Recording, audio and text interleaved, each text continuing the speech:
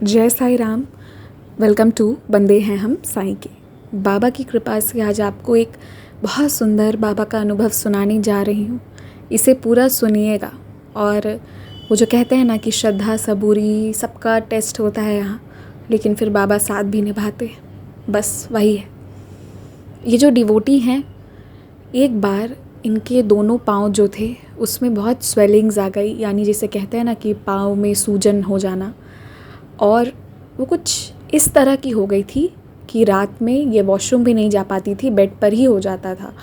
मतलब इन्हें इतना दर्द था कि उतर के जाना, वहाँ तक पहुँचना वॉज वेरी डिफ़िकल्ट।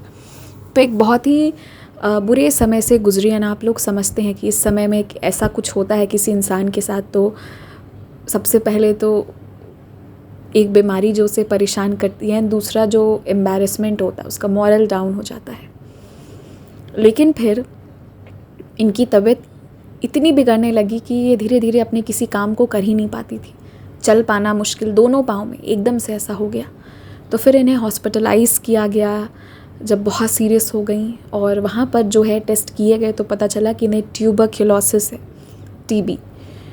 और फिर उसका ट्रीटमेंट चलने ही वाला था कि चल रहा था। मतलब डॉक्टर्स जो थे उन्होंने डायग्नोस कर दिया, अब ये हो गया कि ये जो टीबी है इसका दवा चलेगा, ये सब कुछ होने लगा।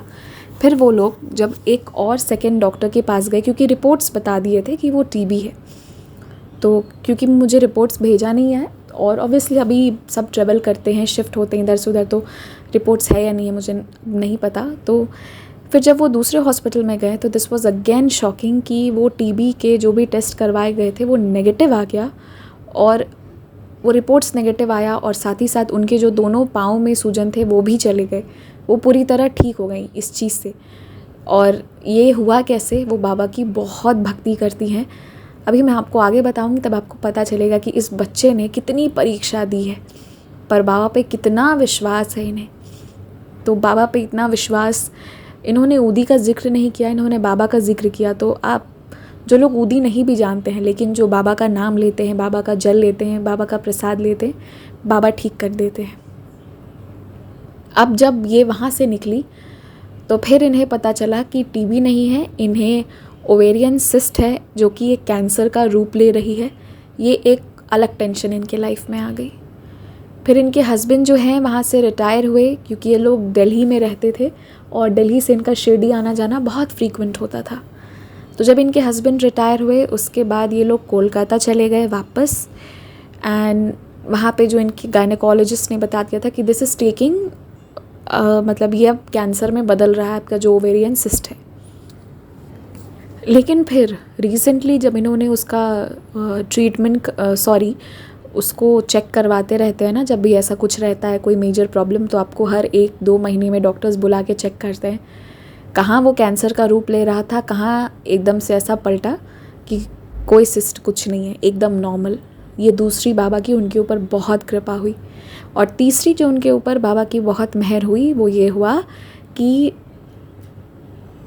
उन्हें ना जब भी कफ एंड कोल्ड होता था तो उनका कान बंद हो जाता था। और कान बंद हो जाना, सुनाई कम देना, ये हम में से बहुत लोगों के साथ होता है। तो आप लोग सोचेंगे कि नथिंग न्यू, लेकिन इनके साथ बहुत न्यू होता था।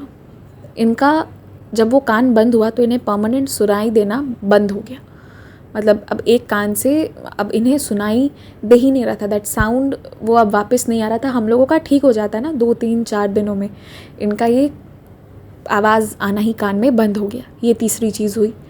फिर उसके बाद इन्हें डॉक्टर्स ने, ENT हैं स्पेशलिस्ट डॉक्टर्स, उनके पास गए तो डॉक्टर्स ने कहा ये पेरिफेरल लॉस इन 1 ईयर हुआ है, एक कान से अब इन्हें सुनाई नहीं देगी, ये डॉक्टर्स ने कह दिया। लेकिन आप लोगों को पता है कि आगे क्या हुआ होगा। फिर से बाबा की इन पे कृपा हुई, और ऐसी कृपा हुई कि अब ये प्रॉब्लम होता ही नहीं है इन्हें। ये आवाज़ नहीं आने वाली प्रॉब्लम ही इनकी बाबा परमानेंट ख़त्म कर दिए। तो कभी कभी ना जब कोई चीज़ अति उग्र होने लगती है ना, जैसे आपका प्रॉब्लम है वो अब बहुत ऊपर चला गया, लग रहा है अब बर्दाश्त के बाहर है, तो बस वो ख़त्म होने का समय आ गया है, यही होता है। तो ये 3 इनके एक्सपीरियंस थे। लेकिन अब बिहाइंड द सीन की बात करती हूँ। इन्होंने भी संघर्ष बहुत किए, बहुत ज़्यादा। ये और इनके हस्बैंड, ये लोग दोनों दिल्ली में रहते थे और वहाँ इनके हस्बैंड एमएनसी में, मल्टीनेशनल कंपनी में काम करते थे। बहुत अच्छी ज़िंदगी चल रही थी, बहुत अच्छी सैलरी थी, एक लैविश लाइफ था। ये भी सिंपल थी, इनके हस्बैंड भी बहुत सिंपल थे। तो सर जो हैं वो बहुत विश्वास करते थे किसी पे भी, इंटरनल घर के लोगों या एक्सटर्नली बाहर भी। और थोड़ा होता है ना कि मनी मैटर्स में वो उतना ज़्यादा डिस्कस नहीं करते थे मैम के साथ। तो उन दिनों जब शिरडी में इनका लैविश लाइफ हुआ करता था, तो दिल्ली से शिरडी जाना, शिरडी से अक्सर इनका होता था, बहुत बहुत फ्रीक्वेंटली ये लोग शिरडी के दर्शन किए हैं। ये बाबा को बहुत मानती हैं, भजन बहुत गाती थी बाबा का। तो क्या हुआ कि एक आदमी थे उनके ऑफिस में, वो उन्हें कुछ बहुत बड़ा फ्रॉड किए, मनी से रिलेटेड बहुत बड़ा धोखा किए। और वो धोखा जो सर जो है, उसके बाद जब सर रिटायर हो गए तो वो मैम को बताए कि मेरे पास अब पैसे नहीं बचे। रिटायरमेंट के बाद बता रहे हैं कि अब मेरे पास कोई सेविंग नहीं है, अब एक भी रुपए नहीं है, अब आगे की ज़िंदगी का क्या हो। क्योंकि हर जगह पेंशन स्कीम नहीं होता है, बहुत जगह पर आपको एक फ़िक्स्ड अमाउंट मिल जाता है एंड देन उसको आपको एफडी करा के उससे जो आपके मंथ में आएगा that will be your pension. और सर के सारे पैसे हो गए थे खत्म। फिर मैम जो है उन्होंने सर को बहुत समझाया था कि बाबा पे विश्वास रखो, वो कोई ना कोई रास्ता निकालेंगे। लेकिन सर नहीं माने और एक दिन उन्होंने सुसाइड कर लिया। तो उसके बाद मैम और उनके बेटे बचे। तो उनके जो बेटे हैं उन्हें, वो इस वक्त कॉल सेंटर में जॉब करते हैं, उन्हें बहुत अच्छी जॉब तो नहीं मिली है, बहुत बेसिक सैलरी मिल रही है। कहाँ एक एमएनसी वाली अच्छी सी जॉब थी। हालांकि इनके जो बेटे हैं is very qualified, I know. लेकिन कभी कभी होता है ना कि किस्मत थोड़ी सी आपकी परीक्षा ज़्यादा लेने लगती है, पर वो आखिरी पड़ाव होता है, उसके बाद जो है सुनहरे दिन आएंगे। तो इनके बेटे को जो है वो जो जॉब मिली है कॉल सेंटर में, वो रोज़मर्रा का खर्चा बेयर कर पाने के लिए भी, मतलब बस एक है कि हाँ चलो कुछ तो आ रहा है, something is better than nothing वाली बात है। कॉल सेंटर में कितना ही पे करते होंगे, मुझे वैसे कॉल सेंटर का आइडिया तो नहीं है, बट जहाँ तक मुझे पता है बहुत ज़्यादा तो होती नहीं है पेमेंट्स। और जो एक एमएनसी में रह के एक बहुत लैविश लाइफ जिया हो, उसके लिए तो बिल्कुल भी नहीं है। लेकिन फिर बाबा की कृपा रही इन पे कि इनकी बहन जो है उनके साथ ये लोग दोनों रहने लगे। एंड इनकी बहन जो है वो एक सपोर्ट सिस्टम बन के निकली कि इनकी रोज़मर्रा की ज़रूरत इन्हें, बाबा कहते हैं ना कि मेरे बच्चों को कपड़े की, अन्न की और छत की कभी कमी नहीं होगी।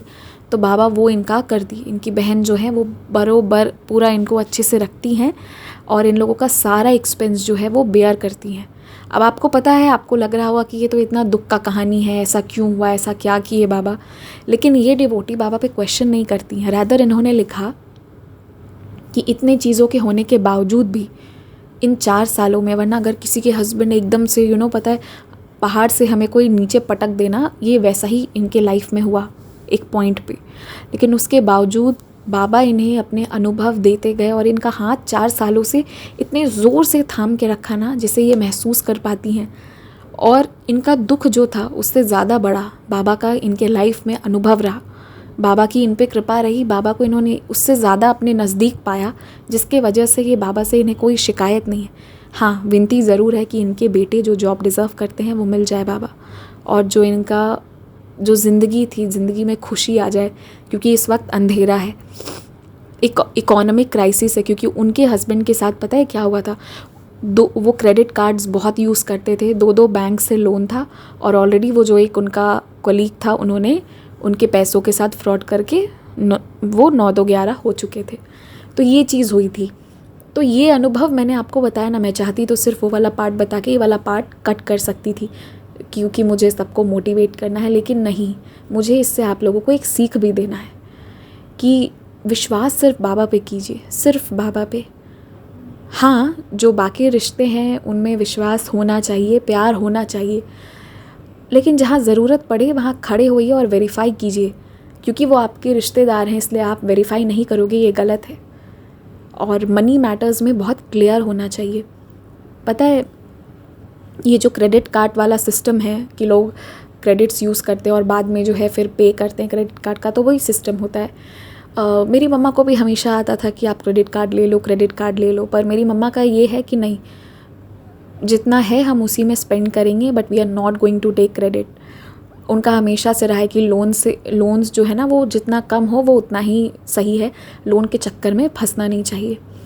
तो जितने भी लोग मुझे सुन रहे हैं, अगर आप शौक से बहुत सारे लोग क्रेडिट कार्ड्स लेते हैं कि ठीक है ना फिर हम पे कर देंगे, हमारी सैलरी अच्छी है। अगर आपकी सैलरी अच्छी है, अगर आपका ऐसे ही चल जा रहा है, so what is the need of credit card. अगर आपको आपकी कंपनी, आपकी ऑफिस जो है वो दे भी रही है, फिर भी पता है लेने से बचिए। लेने वाला पार्ट मत बनिए, देने वाला पार्ट बनिए। बाद में आप दे देंगे, बेशक आप दे देंगे, पर आप बाद में हो सकता है आप ना भी दें। नेगेटिव नहीं सोचना चाहिए, लेकिन सोच के चलना चाहिए। अगर आप इस वक्त बेयर कर सकते हो, कोई ख़ास ज़रूरत नहीं है, then stop taking this credits. जो आपके पास है उसी में खुश रहिए। पता है आपको 1% भी नहीं लगेगा कि यार साल के अंत में मुझे इतना पे करना है, आपको लगेगा ही नहीं कभी। You will be very happy. पता है तुरंत में देना और तुरंत में लेने की जो खुशी है ना, that is far more beyond than this credit card. और सर के 2 बैंक से क्रेडिट कार्ड्स के लोन आ गए थे। तो मैं ऐसा नहीं है कि विरोध कर रही हूँ या मना कर रही हूँ, जिसको जैसा ठीक लगे वो ये करे, पर एक मेरा पॉइंट ऑफ व्यू है।